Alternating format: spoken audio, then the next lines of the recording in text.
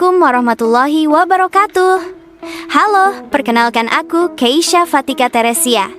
Selamat datang dalam video pembelajaran mata kuliah evaluasi pembelajaran geografi. Dalam video ini, kita akan membahas dua hal utama. Pertama, pengantar atau pendahuluan dari mata kuliah ini. Dan kedua, penilaian portofolio. Mari kita mulai. Mata kuliah evaluasi pembelajaran geografi ini memberikan gambaran dan contoh aktual kepada mahasiswa mengenai prosedur dan tata cara penilaian pembelajaran, di samping memberikan pengetahuan tentang konsep-konsep dalam penilaian proses dan hasil pembelajaran, menyusun alat ukur dalam pengajaran geografi, kalibrasi, serta penggunaan penilaian hasil belajar geografi. Pembelajaran tersebut merupakan bagian dari project-based learning. Selanjutnya, sistem perkuliahan dalam mata kuliah ini menggunakan berbagai metode pembelajaran yang dirancang untuk meningkatkan pemahaman dan keterlibatan mahasiswa. Metode yang digunakan meliputi ceramah, diskusi, dan praktik, yang bertujuan untuk memberikan pemahaman teoritis sekaligus pengalaman langsung. Selain itu, model pembelajaran yang diterapkan adalah project-based learning dan case-based learning, di mana mahasiswa didorong untuk menyelesaikan proyek atau menganalisis studi kasus sebagai bentuk penerapan konsep yang telah dipelajari secara kontekstual dan mendalam. Selanjutnya ada tata tertib kuliah yang meliputi 1.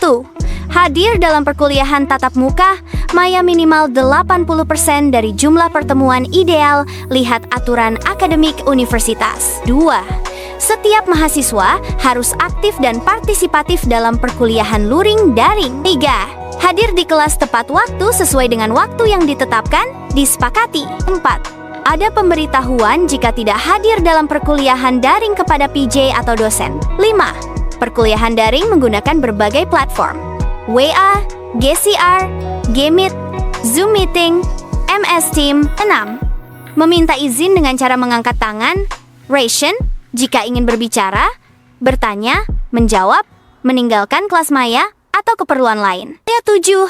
Saling menghargai dan tidak membuat kegaduhan, gangguan, kerusakan dalam kelas. 8. Tidak bercakap-cakap sendiri dalam chat yang tidak ada hubungannya dengan materi. 9. Tidak boleh ada plagiat dan bentuk-bentuk pelanggaran norma lainnya dalam mengumpulkan tugas individu, kelompok. 10. Mengumpulkan tugas tepat waktu. Baik, kita masuk ke topik kedua, yaitu penilaian portofolio. Di bagian ini, kita akan membahas sebenarnya apa sih portofolio itu? Kenapa sih portofolio perlu dibuat dalam pembelajaran? Dan tentu saja, jenis-jenis dokumen atau bukti apa saja yang bisa dimasukkan ke dalam portofolio. Yuk, kita kupas satu persatu dengan santai tapi tetap fokus. Portofolio merupakan kumpulan dokumen yang merepresentasikan pencapaian, keterampilan, pengalaman, serta proses pembelajaran seseorang secara sistematis dan terorganisir. Dalam konteks pendidikan atau penilaian kinerja, portofolio digunakan sebagai alat untuk menilai capaian kompetensi peserta didik atau profesional secara menyeluruh dan autentik. Dokumen dan bukti dalam portofolio dapat sangat beragam tergantung pada tujuan dan konteks penilaian. Berikut ini adalah macam-macam dokumen dan bukti portofolio yang umum digunakan. 1. Dokumen hasil karya, produk berisi hasil nyata dari proses belajar seperti laporan proyek, makalah, karya seni, video presentasi, atau produk teknologi yang menunjukkan keterampilan dan kreativitas.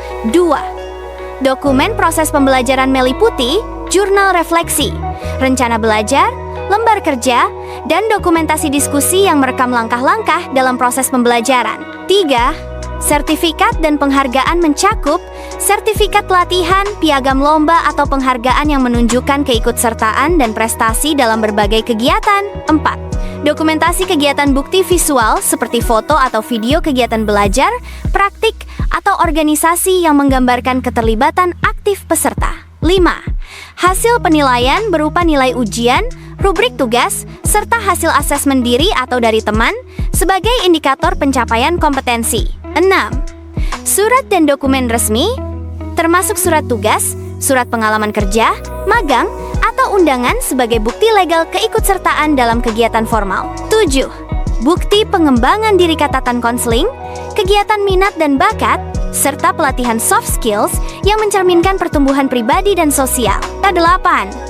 Dokumen perencanaan dan evaluasi diri berisi tujuan belajar, refleksi, serta evaluasi kekuatan dan kelemahan diri untuk menunjukkan kesadaran dan kemandirian belajar.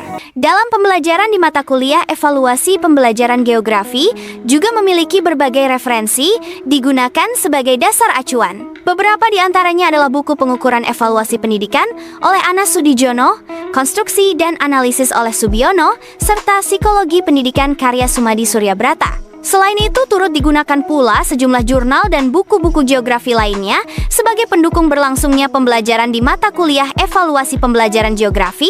Oke. Demikianlah presentasi yang dapat saya sampaikan. Itu dia sedikit pengantar tentang mata kuliah ini dan juga penjelasan seputar penilaian portofolio. Semoga materi ini bermanfaat dan dapat menambah wawasan kita semua. Sampai jumpa di kesempatan berikutnya. Wassalamualaikum warahmatullahi wabarakatuh.